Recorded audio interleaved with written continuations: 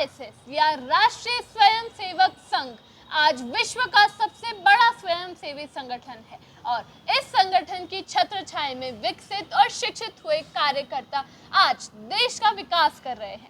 चलिए आज हम इस विशाल संगठन के संस्थापक डॉक्टर केशव बालीराम हेडगेवार जी के बारे में जानते हैं, पर उससे पहले hello everyone, welcome back to our channel fun time with Kaushik sisters. I am Bhavya and Srija and together we are Bhavshri. Doctor Hedgewar ji का जन्म 1 अप्रैल 1889 को नागपुर में हुआ था।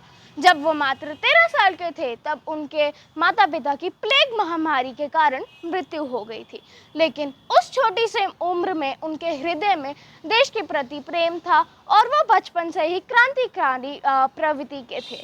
स्कूल में छत्रपति शिवाजी महाराज के बारे में पढ़कर उनके मन में ब्रिटिश के खिलाफ विचार आने लगे और एक दिन जब उन्होंने ब्रिटिश शासन का प्रतीक यूनियन जैक लहराता देखा तब उन्होंने अपने दोस्तों के साथ यूनियन जैक को हटाकर भगवा ध्वज लहराने की कोशिश की और जब वे स्कूल में एक दिन वंदे मातरम गा रहे थे तब उन्होंने स्कूल से भी निकाल दिया गया। बड़े होकर हेडगेवार जी ने देखा कि भारत की सबसे बड़ी कमजोरी बंटवारे और आत्मगौरव की कमी है। इसलिए उन्होंने सोचा कि अगर हम भारत को फिर से महान करना चाहते हैं तो हमें समाज को संगठित करना होगा। इसी सोच से उन्होंने 1925 में विजयदशमी के दिन आरएसएस की स्थापना की। यह कोई राजनीतिक दल नहीं था बल्कि एक ऐसा संगठन था जो राष्ट्रभक्ति, सेवा, अनुशासन और संस्कारों पर आधारित था। उन्होंने अपने जीवन में कभी किसी पद या नाम के लालसा नहीं की। उनका एक ही सपना था, हर भारतीय अपने देश से प्रेम करे और उसका गौरव समझे। संघ की शाखाओं में बच्चे और युवाओं को देशभक्ति, अनुशासन और सामाजिक सेवा की भावना सिखाई जाती है। यही कारण है कि आज आरएसएस दुनिया का सबसे बड़ा स्वयंसेवी संगठन बन चुका है।